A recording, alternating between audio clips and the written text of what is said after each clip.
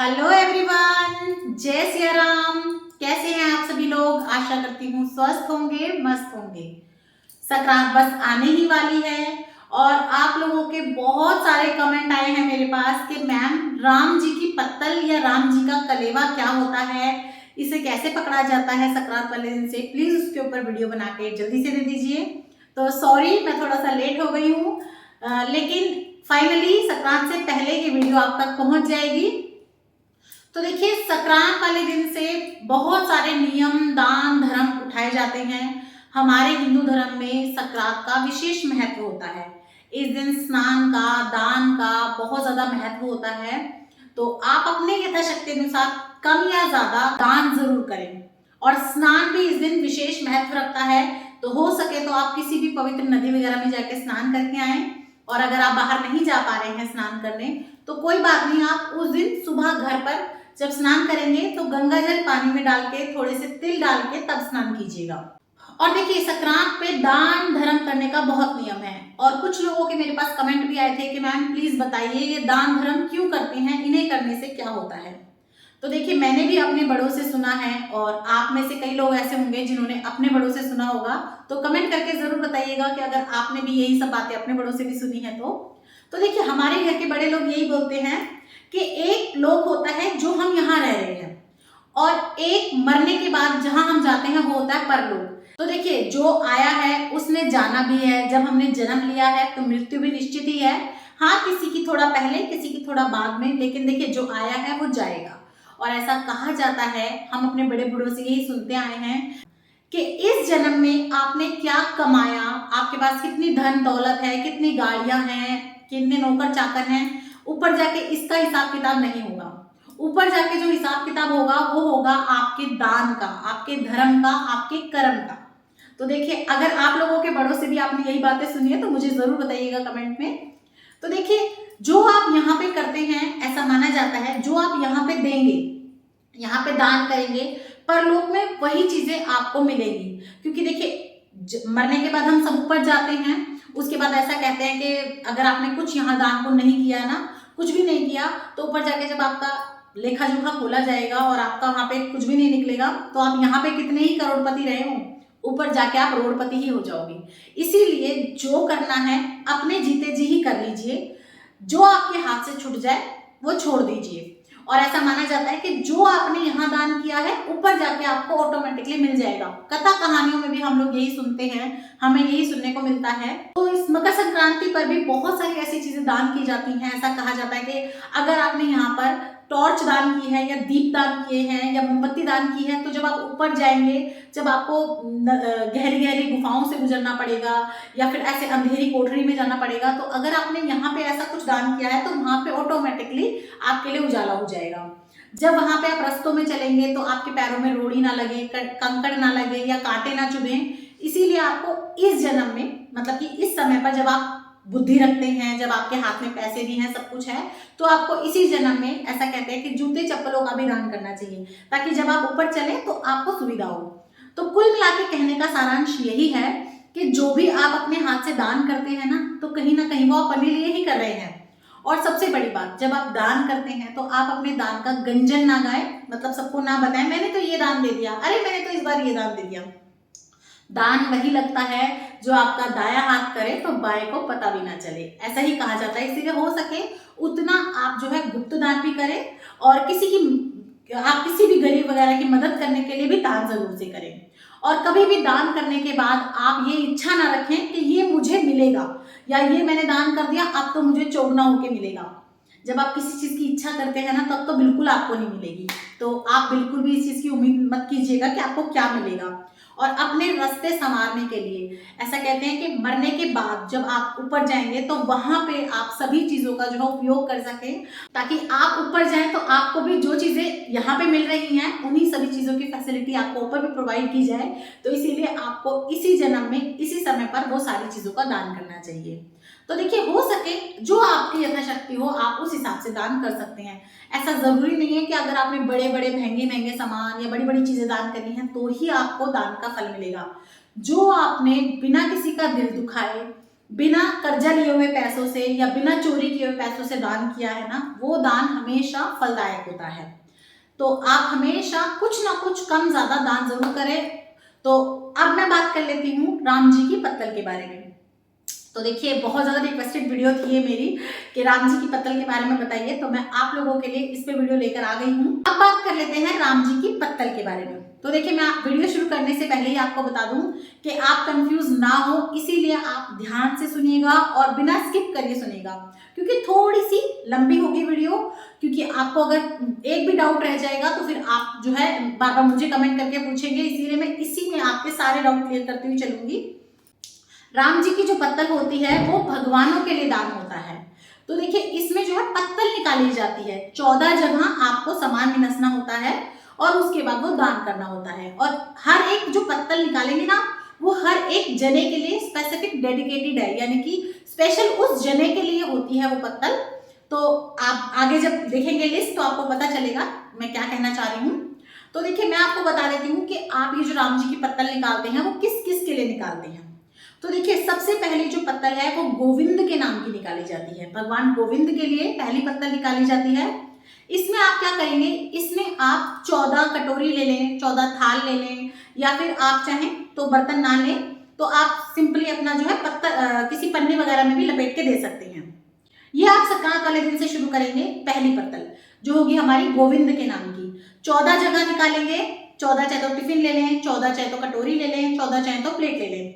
उसमें आप चाहें तो रेवड़ी मूंगफली भर सकते हैं, क्योंकि गुड़ हो जाता है रेवड़ी में, तिल हो जाते हैं।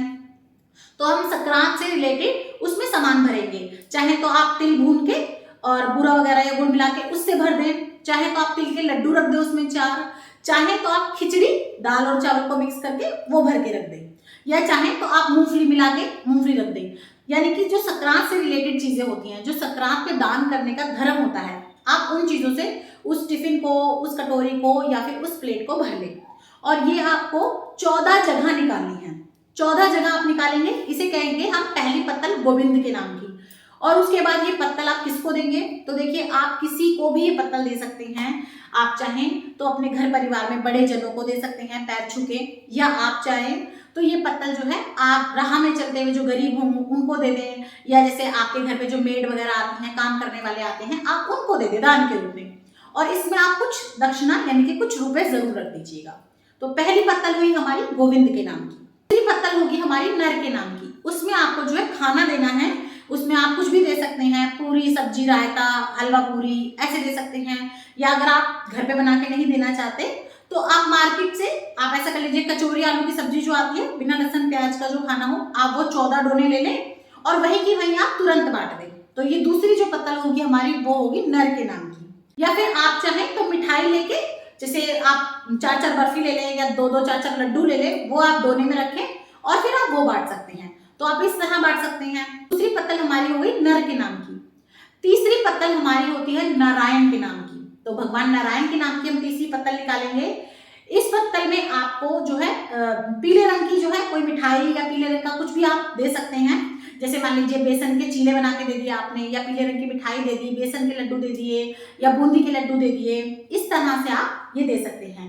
ये भी आपको 14 जगह निकालनी है।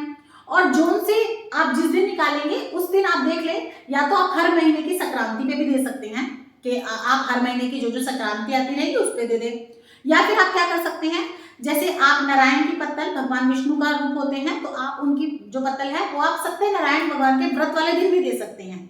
आपने व्रत कर लिया लेकिन आप दूसरों को दान कर दें, इस तरह भी दे सकते हैं। तो अगर स्पेशल डे आता है जो उसमें स्पेशल जने के लिए पत्तल है, अगर उसका कोई स्पेशल दिन है तो आप उसके स्पेशल दिन पे भी कर सकते हैं, या आप मकर संक्रांति वाले दिन कर सकते हैं। और उन्हीं की विशेष रूप से जो चीजें होती है उनके ऊपर ये पत्तल निकाली जाती है। चौथी पत्तल हम निकालते हैं हमारे चित्रगुप्त के लिए। तो देखिए, जब हम ऊपर जाएंगे ना तो हमारा जो लेखा जोखा देखते हैं वो चित्रगुप्त भगवान ही देखते हैं। तो वो आपसे पूछेंगे कि मेरे लिए क्या किया है, मेरे लिए क्या करके आए हो। तो चित्रगुप्त जी के लिए आपको चौथी पत्तल निकालनी है। उसमें भी आपको 14 जगह निकालनी है। इसमें आप चाहें तो कोई मिठाई रख सकते हैं, चाहें तो कोई फल रख सकते हैं, कुछ भी आप रख सकते हैं। तो आप चौथी पत्तल निकालेंगे चित्रगुप्त के लिए। पांचवी पत्तल पत्तल आप निकालेंगे दैवी देवताओं के लिए। तो आप अपने भगवानों के लिए, अपने दैवी देवताओं के लिए निकालेंगे कि वैसे आपने कितने दान धर्म किए नहीं करे कोई बात नहीं, लेकिन एक ये पत्तल निकालने का तो आपने कर ही दिया, तो इसमें सभी दैवी देवताओं का जो है आपका दान हो जाएगा। तो सभी दैवी देवताओं के लिए आपको अपनी 5वीं पत्तल निकालनी है। तो दैवी देवताओं के लिए निकालेंगे हम। इसमें भी आप चाहें तो जैसे हलवा बना के वो रख दिया 14 जगह पे, या फिर कोई मिठाई मंगा के वो रख दी, या फिर आपने जैसे रेवड़ी हुई या और जो कोई सीजनल चीज हो आप वो चीज लेके वो रख सकते हैं। तो 14 जगह आप दैवी देवताओं के लिए निकालेंगे। छठी पत्तल हम निकालते हैं झाड़ झंकाड़ के लिए। अब आप पूछेंगे ये झाड़ झंकाड़ क्या है? तो देखिए, जब ऊपर हम चलेंगे ना रास्ते में, तो जो झाड़ियां होती हैं, देखिए कहीं ना कहीं जितनी भी हमारे आसपास चीजें हैं, पेड़ पौधे सभी चीजें हैं, उनमें कहीं ना कहीं जीव तो बसता ही है। तो ये जो झाड़ियां होती हैं, जिसे झाड़ झंकाड़ कहा जाता है, कांटे होते हैं, उनके लिए ये पत्तल निकाली जाती है। तो देखिए, हम सभी को कुछ ना कुछ एक तरह से कह लीजिए रिश्वत देते हुए चलेंगे ताकि वो हमें ऊपर जाके सपोर्ट करे। तो जो हमारी नेक्स्ट पत्तल है वो है झाड़ झंकाड़ के लिए। इस पत्तल में आपको क्या करना है, इस पत्तल में आप खाने के लिए नहीं देंगे, इस पत्तल में आप जूते चप्पल दान करेंगे। 14 जोड़ी जूते या चप्पल कुछ भी ले सकते हैं आप, नहीं। और अगर आप जूते चप्पल नहीं लेना चाहते तो आप जुराब ले सकते हैं। तो आप खड़ाऊ भी ले सकते हैं, जो खड़ाऊ आती है लकड़ी की बनी हुई, मैं आपको दिखा चुकी हूँ पहले, तो आप वो भी ले सकते हैं। 14 जगह आपको लेनी है। और बांटते समय आप अपने बड़े रिश्तों को दे सकते हैं, जरूरतमंद को दे सकते हैं, भिखारियों को दे सकते हैं, अपने आसपास काम करने वालों को दे सकते हैं। कुछ दक्षिणा रखिए और दे दीजिए। तो आप ये भी दे सकते हैं। 7वीं जो हमारी पत्तल निकलेगी वो हमारी निकलेगी यमराज के लिए। देखिए, ऊपर जाना है और सबसे बड़े प्रिंसिपल तो वहां के यमराज है, तो उन्हें हम कैसे रिश्वत दिए बिना रह सकते हैं। तो आपको जो 7वीं पत्तल निकालनी है वो निकालनी है यमराज के लिए। यमराज की जो पत्तल आप निकालेंगे, आप देखिएगा आप जेठ और बैसाख में निकालिएगा यमराज जी के लिए जो आप निकालेंगे। और उनकी जो पत्तल निकालेंगे उसमें आप मीठे चावल बना सकते हैं। चावल जरूर बनाइएगा, आप चाहे तो आप फीके चावल और दही दे दें, चाहे तो आप खाली मीठे चावल दे दें, मतलब आपको इस तरह देना है। और अगर दही दे दें तो और अच्छी बात है, क्योंकि वो थोड़ा ठंडा रहता है। तो आप चावल और दही कर सकते हैं, या मीठे चावल और उसके साथ दही कर सकते हैं, या खाली आप सिंपली कच्चे चावल भी देंगे तो भी चलेगा। छोटे छोटे पैकेट बना दीजिए, आप कच्चे चावल और दही का पैकेट दे दीजिए, ऐसे भी कर सकते हैं, या आप चावल पका के भी दे सकते हैं। उसके बाद जो आपकी 8वीं पत्तल होगी वो आपकी होगी धर्मराज के लिए। तो देखिए, लेखा जोखा जब देखेंगे हमारे, तो धर्मराज जी भी वही रहेंगे, तो उनके लिए भी हम देंगे। और जैसा कि मैंने आपको बताया, यमराज और धर्मराज, इन दोनों की जब आप पत्तल निकालेंगे तो आप देखिएगा कि जेठ या बैसाख का महीना हो, इन 2 महीनों में आप निकाल दीजिएगा। और इनके लिए भी आपको चावल देने हैं, आप कच्चे चावल भी दे सकते हैं, या फिर आप पका के बना के भी दे सकते हैं। तो आप इनकी पत्तल निकाल दीजिएगा। 9वीं पत्तल हम निकालेंगे हमारी पोपाबाई के लिए। तो देखिए, आपने भी पोपाबाई की कथा भी सुनी होगी। ऐसा कहते हैं कि जो धर्मराज का गेट होता है ना, उसके ऊपर जो है ना सारा का सारा जो कंट्रोल है वो पोपाबाई का होता है। तो अंदर जाने के बाद तो जो हमें लिखा पढ़ी होगी वो बाद में होगी, पहले तो हमें कह लीजिए उस गेट को खुलवाना है, और उसका जो सारा दामोदार है वो पोपाबाई के हाथ में होता है। तो आपको पोपाबाई को भी पत्तल देनी होती है। पोपाबाई की पत्तल में आपको क्या रखना है, एक तो आपको साड़ी रखनी है, एक ब्लाउज रखना है, और उसके साथ आप कोई मिठाई रख सकते हैं या फल रख सकते हैं। साड़ी आपको एक ही जगह निकालनी है, 14 जगह आपको साड़ी ब्लाउज नहीं देने। आप चाहे तो 14 जगह ब्लाउज पीस दे सकते हैं, पर वैसे आपको एक जने को तो साड़ी और थोड़ा सा सुहाग का सामान आप रख दीजिए, एक जने को तो आप ये दे दीजिए, मंदिर में दे दीजिएगा, और बाकी 13 जगह पे आप मिठाई या फल दे सकते हैं। और अगर आपका सामान अच्छा है तो आप 14 जगह भी दे दीजिए, कोई दिक्कत नहीं है। 10वीं पत्तल हमें देनी होती है द्वारपाल जय और विजय के लिए। ऐसा कहते हैं कि द्वारपाल बैठे होते हैं जय और विजय, और वो भी पूछेंगे आपसे कि हमारे लिए क्या किया। और आपको तो पता है बाकी सारे व्रत बड़ूले तो हो ही जाते हैं किसी न किसी के लिए। कुछ ऐसे जगहें हैं जिनके लिए ज्यादा व्रत और नियम नहीं है, तो हम इस जो पत्तल में बांटेंगे ना, हम सभी को इंक्लूड कर लेते हैं।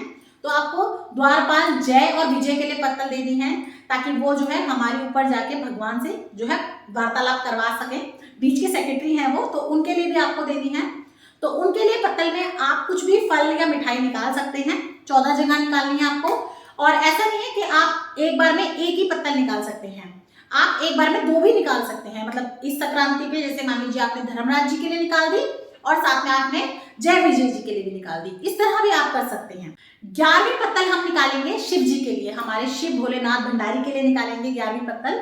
और ये पत्तल आपको जो है ना होती है। आप चाहें तो कुट्टू की पकौड़ी निकाल के दे सकती हैं 14 जगह, चाहें तो आप उबले हुए आलू दे सकते हैं, मतलब फलाहार बनाना है। और इसको निकालने का सबसे अच्छा जो दिन होता है वो है शिवरात्रि। आप चाहें तो शिवरात्रि में निकाल दें या फिर सावन के जो सोमवार आते हैं आप उसमें भी इसको कर सकते हैं। तो आप जब शिवरात्रि का व्रत हो तब आप 14 जगह पर इस तरह से दे आए, तो देखिए कितना ज्यादा पुण्य मिलेगा। पत्तल निकालने का तो मिल ही रहा है, प्लस में आप किसी भी व्रती को जब व्रत का खाना खिलाते हैं तो सोचिए उसके व्रत का आप आधा पुण्य ले जाते हैं। तो इस तरह से आप शिव जी की पत्तल निकालेंगे। 12वीं पत्तल हम निकालेंगे हमारी माता अन्नपूर्णा की। आप जानते ही हैं जिस घर में माता अन्नपूर्णा का वास हो, जिस रसोई में माता अन्नपूर्णा का हाथ हो, उस घर के भंडारे कभी खाली नहीं होते। तो आप माता अन्नपूर्णा के लिए भी जरूर से पत्तल निकालें। और माता अन्नपूर्णा के लिए जब आप पत्तल निकालें तो आप हलवा पूरी बना लें। और ये जो पत्तल है ये आप नवरात्रों में कढ़ाई वाले दिन निकाल सकते हैं। आप जो है 14 जगह पे दोनों में थोड़े थोड़े हलवा और चने बना लें या हलवा और पूरी बना लें और उससे आप जो है माता अन्नपूर्णा का जो है पत्तल निकाल सकते हैं। और इस तरह से आप माता अन्नपूर्णा की पत्तल निकाल देंगे। फिर पत्तल हम निकालेंगे भगवान श्री राम के लिए। तो देखिए राम जी की पत्तल में भी आप बेसन से बना हुआ हलवा ले सकते हैं या फिर बूंदी के लड्डू ले लें, बेसन के लड्डू ले लें या फिर आप बूंदी भी बांट सकते हैं। और इसको निकालने का जो सबसे अच्छा दिन रहेगा वो रहेगा रामनवमी का। तो आप रामनवमी वाले दिन राम जी की पत्तल निकाल सकते हैं। वही 14 जगह आपको निकालना है और फिर उसके बाद आपको लोगों में बांट देना है। 14वीं पत्तल हम निकालेंगे हमारे भगवान चंद्रमा के लिए। तो देखिए चंद्रमा के लिए आप पत्तल निकालेंगे, उसमें आप खीर ले सकते हैं, चंद्रमा को भोग लगाया जाता है। नहीं तो आप चावल भी ले सकते हैं या आप कोई भी सफेद मिठाई भी ले सकते हैं। और आप इसे पूर्णिमा वाले दिन निकाल सकते हैं, पूर्णमासी जिसे कहते हैं, आप उस दिन निकाल सकते हैं। या जो भी स्पेशल दिन हो चंद्रमा के लिए आप उस दिन पूरे साल में देख करके उनके लिए पत्तल निकाल सकते हैं। तो वही 14 जगह आपको ये भी निकालनी है। उसके बाद हम अपनी 15वीं पत्तल निकालेंगे भगवान सूर्य नारायण के समक्ष। तो देखिए उसमें क्या करेंगे, आप सूर्य भगवान की पत्तल निकालने के लिए आप जो है गुड़ से बनी हुई चीजें ले सकते हैं या फिर आप कोई भी मिठाई या फल ले सकते हैं। और आप सूर्य नारायण भगवान की जो पत्तल निकाल सकते हैं वो आप निकाल सकते हैं सूर्य सप्तमी वाले दिन, भानु सप्तमी वाले दिन, या फिर आप माघ मास की जो रविवार होता है उसमें किसी भी दिन निकाल सकते हैं। वो भी भगवान सूर्य नारायण को ही समर्पित होता है, तो आप उस दिन निकाल सकते हैं। 16वीं पत्तल हम निकालेंगे हमारे बाल गोपाल श्री कृष्ण के लिए। और आप तो जानते ही हैं बाल गोपाल श्री कृष्ण के लिए आप पत्तल निकाल सकते हैं जन्माष्टमी वाले दिन। आप चाहें तो उनका पसंदीदा माखन मिश्री का भोग लगा सकते हैं, आप चाहें तो कुछ भी फलाहार दे सकते हैं या फिर कुछ भी खाने का दे सकते हैं। हमारे बाल गोपाल तो वैसे ही 56 भोग के शौकीन हैं, उनको तो आप कुछ भी दे सकते हैं। देना उसी तरह है, 14 जगह निकालना है और 14 जगह बांट देना है। 7वीं पत्तल हम निकालेंगे हमारी माता तुलसी की। तो देखिए तुलसी माता की जो आप पत्तल निकालेंगे वो आप वैसे तो कभी भी निकाल सकते हैं, लेकिन देवउठनी एकादशी वाले दिन, क्योंकि माता तुलसी का उस दिन विवाह भी होता है, उस दिन वो उनके लिए विशेष दिन होता है, तो आप उस दिन निकाल सकते हैं। और माता तुलसी की जब अगर आप देवउठनी 11 वाले दिन पत्तल निकालेंगे तो उसमें आप फलाहार दे सकते हैं, क्योंकि उस दिन मोस्टली सभी लोगों का व्रत होता है, तो आप फलाहार दे दें, कोई मिठाई दे सकते हैं, फल दे सकते हैं 14 जगह, और फिर उसके बाद आप बांट सकते हैं। 18वीं पत्तल निकालेंगे हम हमारी गौ माता के लिए। जैसा कि आप लोग जानते ही हैं हमारी गौ माता के अंदर तो 33 कोटि देवी देवता समाये हुए हैं, तो उन्हें हम कैसे भूल सकते हैं। तो गौ माता के लिए आप पत्तल निकालें। और गौ माता के लिए पत्तल निकालने का सबसे अच्छा दिन होता है कार्तिक के महीने में जब गोपाष्टमी आती है तब, तो आप गौ माता के लिए पत्तल निकाल सकते हैं। आप चाहें तो फलाहार दे दें, चाहे तो आप कुछ भी अनाज का भी दे सकते हैं, फल दे सकते हैं, मिठाई दे सकते हैं, आप उनकी भी पत्तल में कुछ भी रख सकते हैं। और आप चाहें तो गौ माता की जो 14 पत्तल आप निकालेंगे वो आप 14 गौ माता को भी खिला सकते हैं, यानी कि आप गौशाला चले जाएं और 14 गौओं को वहीं की वहीं वो पत्तल खिला दें। आप ऐसा भी कर सकते हैं, या गौशाला के सामने जो भिखारी वगैरह बैठे होते हैं आप उन्हें दे दें, या फिर आप ऐसा कर सकते हैं एक पत्तल तो आप गौ माता को खिला के बाकी 13 अपने आस पड़ोस में अपने जानने वालों में बांट सकते हैं। 19वीं पत्तल हम देंगे माता गंगा जमुना की। देखिए जैसा कि आप जानते ही हैं स्नान का हमारे हिंदू धर्म में बहुत ज्यादा बहुत ज्यादा महत्व होता है, और उसके ऊपर भी गंगा जमुना में स्नान करने से तो ऐसा कहते हैं कि कितने कितने पाप हमारे कट जाते हैं, कितने राक्षस अपनी योनियों से छूट गए हैं सिर्फ एक केवल गंगा और यमुना में स्नान मात्र करने से। तो हम इन्हें कैसे भूल सकते हैं। तो आप जो अपनी 19वीं पत्तल निकालेंगे वो आप निकालेंगे अपनी माता गंगा और यमुना के नाम की। तो आप कभी भी जब स्नान करने जाएं गंगा जमुना में तो आप वहां पे तुरंत की तुरंत पत्तल निकाल सकते हैं। तो आप क्या कर लीजिएगा 14 जगह पे वहां जो भी खाने पीने का मिल रहा हो वो ले लें, और जो नाव चलाने वाले होते हैं जिन्हें केवट कहते हैं, आपने सुना भी होगा, केवट ही तो हमारी नैया को पार लगाते हैं। तो अगर आपको केवट मिल जाए तो आप 14 केवटों को दे दें, नहीं तो 1 2 जितने आपसे मतलब मिल पड़े केवट आप उन्हें दे दें। बाकी आप जो वहां पे मतलब बैठे हों लोग भिखारी वगैरह या जो जरूरतमंद हो आप उन्हें दे सकते हैं। 20वीं पत्तल हम देंगे कुत्ते को। तो देखिए कुत्ते को भी बहुत ज्यादा यूं कह लीजिए कहीं ना कहीं हमारे सनातन धर्म में कहीं ना कहीं दान धर्म करने के लिए बहुत विशेष माना जाता है। तो आप कुत्ते के लिए भी पत्तल जरूर से निकालें। तो कुत्ते के लिए भी आप पत्तल शनिवार को निकाल सकते हैं या कोई भी दिन आप देखकर अच्छा सा, या मकर संक्रांति या संक्रांत और जो आती हैं उसमें आप कुत्ते के लिए पत्तल निकालें। उसमें आप या तो बिस्किट के पैकेट ले लीजिए, दूध के पैकेट ले लीजिए या रोटी ले लीजिए 14 जगह। तो जो भी आपके आसपास के कुत्ते खाते हो, क्योंकि आजकल कुत्तों का भी लेवल बढ़ गया है, हर जगह के कुत्ते अलग है। कई जगह के कुत्ते रोटी खाते ही नहीं है, सिर्फ बिस्किट ही खाते हैं। कुछ जगह के कुत्ते जो है दूध ही नहीं पीते हैं। तो जैसा आपको लगे, आपके आसपास का माहौल हो, आप उस हिसाब से दूध बिस्किट रोटी जो भी लगे वो ले लीजिए 14, और 14 कुत्तों को आप वो खिला सकते हैं। तो इस तरह से आप कुत्तों के लिए पत्तल निकाल सकते हैं। 21वीं पत्तल हम निकालेंगे चील और कौवों के लिए। देखिए कहीं ना कहीं ये भी जीव हैं, और आपने तो जैसे सुना ही होगा कि श्राद्ध वगैरह में भी कौवे को खाना खिलाने का कितना बड़ा धर्म होता है। तो ये भी एक यूं कह लीजिए एक योनि है, तो हमें इसको भी कहीं ना कहीं देख के चलना है। तो हमें चील कौवों के लिए भी जरूर से कुछ ना कुछ करना चाहिए। तो आप जो है एक पत्तल चील कौवों के लिए भी निकालें। इसमें भी आप कुछ भी दे सकते हैं चील कौवों के नाम का। अब आप पूछेंगे चील कौवे हम कहाँ से ढूंढेंगे? चील कौवे तो कहीं बैठे हुए भी नहीं मिलेंगे, कोई दिक्कत नहीं है।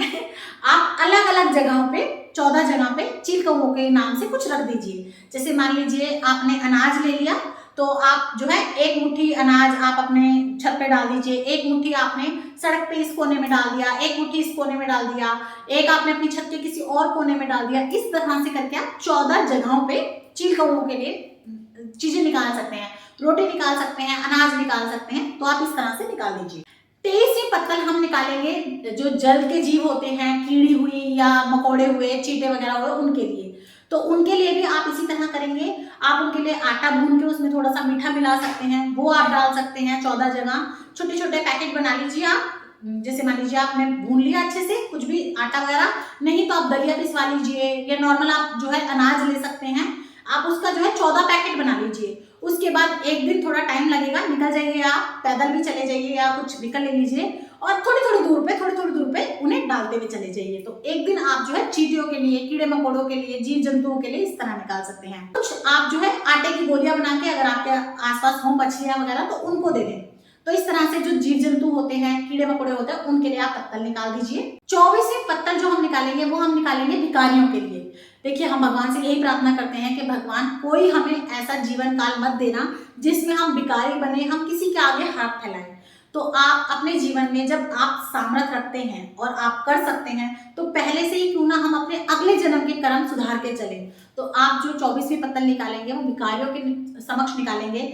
तो इसमें आप क्या कर सकते हैं, आप चाहें तो घर से खाना बना के ले जाएं, और 14 जगह थालियों में खाना आप भिखारियों को दे सकते हैं, पत्तल में दे सकते हैं, डोंगों में दे सकते हैं, या जहां आपको लगे कि जरूरतमंद लोग हैं, मुझे मिल जाएंगे 14-15 लोग, वहां पे आप एक दिन को उनको लंच करवा दें या डिनर करवा दें, मतलब कुछ खाने का आप उन्हें दे दें। तो उस दिन आप जो है भिखारियों के निमित्त पत्तल निकाल सकते हैं। और 25वीं और आखिरी पत्तल हम निकालेंगे साक्षी गोपाल के लिए।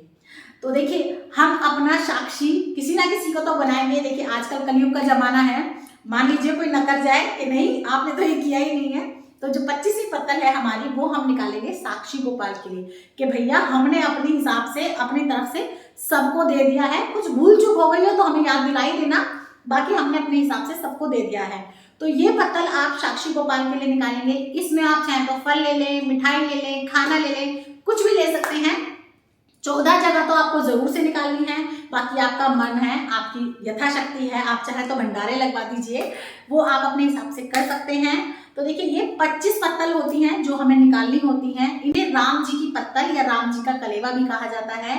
तो मैंने आपको डिटेल में बता दिया है कि आप कैसे कर सकते हैं, कहाँ कर सकते हैं, कब कर सकते हैं। अब जो आपका सबसे कॉमन क्वेश्चन आएगा वो यही आएगा कि मैम इसका उद्यापन कैसे करें। तो देखिए ये खुद एक अपने आप में उद्यापन है, इसका कोई उद्यापन नहीं होता, ये तो दान है, ये आपने कर दिया, इसका कोई उद्यापन नहीं है, बस ये एक ही बार किया जाता है। तो आप ये कर सकते हैं। तो देखिए मैं आपको एक बार फिर से गिनवा देती हूँ।